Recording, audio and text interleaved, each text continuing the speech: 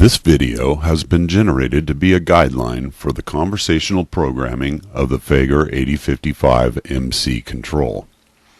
We will be generating a part program using the canned cycles that will be most beneficial for your programming needs. In this video, we will be exercising the following operations: homing of the axes, tool calibration, presetting part 0, surface milling, pockets, drilling, simulation,